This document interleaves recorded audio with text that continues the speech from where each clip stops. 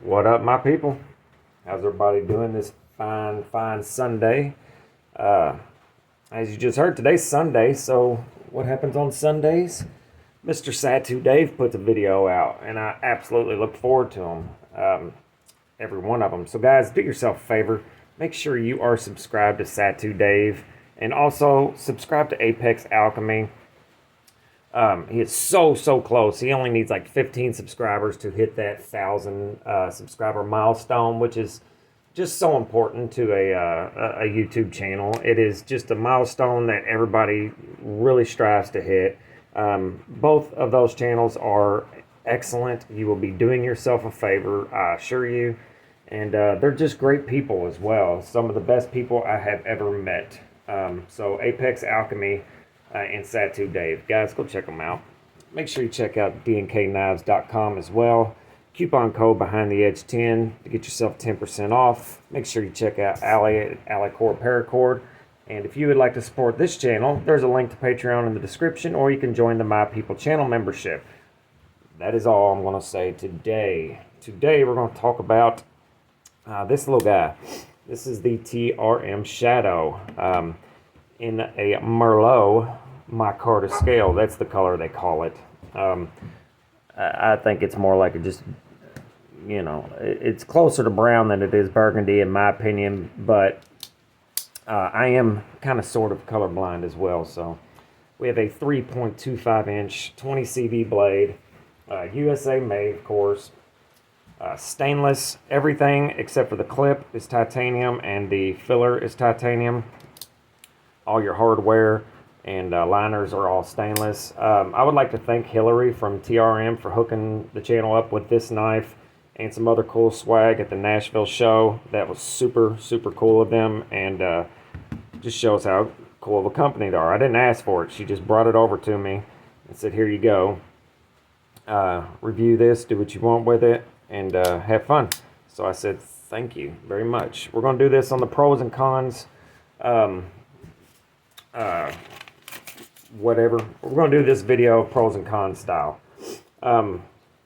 First, in the pros, we have a very nice, tall, useful blade shape with the thumb stud tucked nicely out of the way in the cutting path. Very thin and slicey, of course.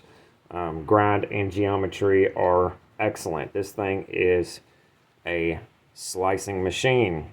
I also do like the blade shape of it too. Looks good to me, and it is exceptionally useful, and you can even get a lot of the blade down onto a flat surface by way of the canting of the handle there, as you can see following those lines. Next, cool looking captured stainless pivot. I think it looks pretty neat.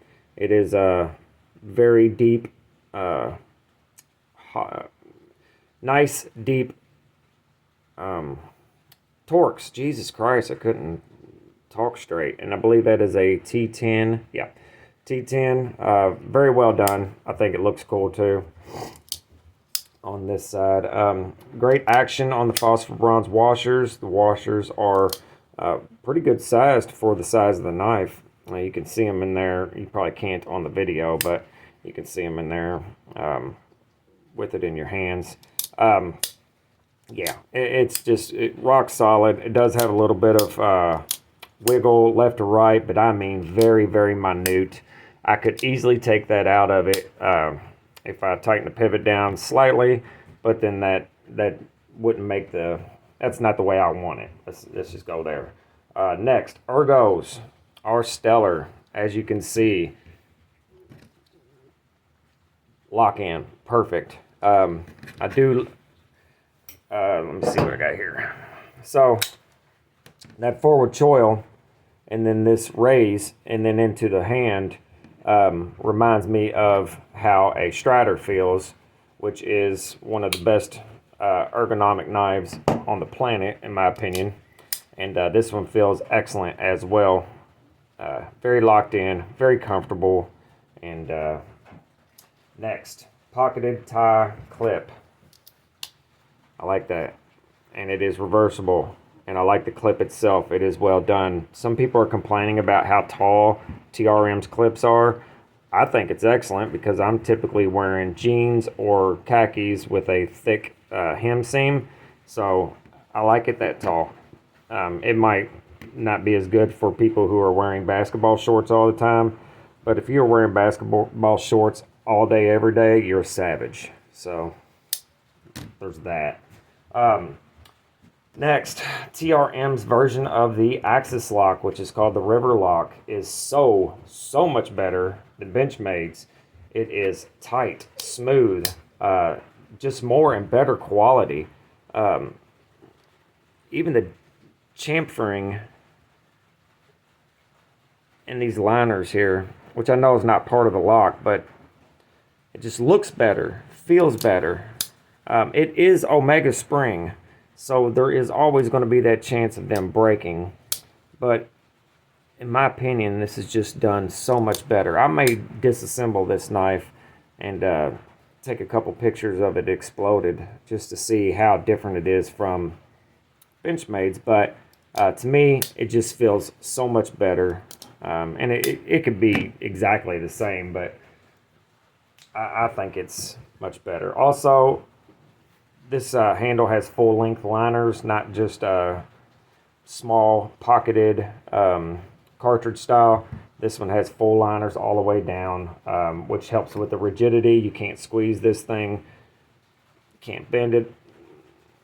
It is nice and rigid. Also, it is very light. That is the next good thing.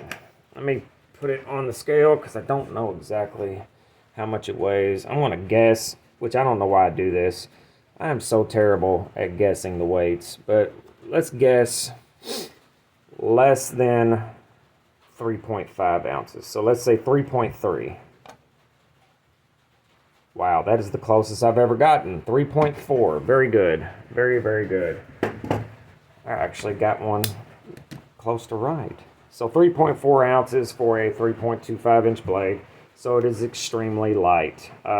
Also, there's a lot of good, lots of scale choices. Not lots, but there's other scale choices.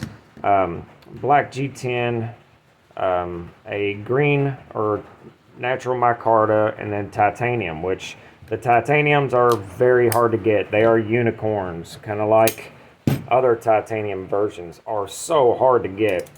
And these are no exception. But hopefully, if you are after one, you can get one.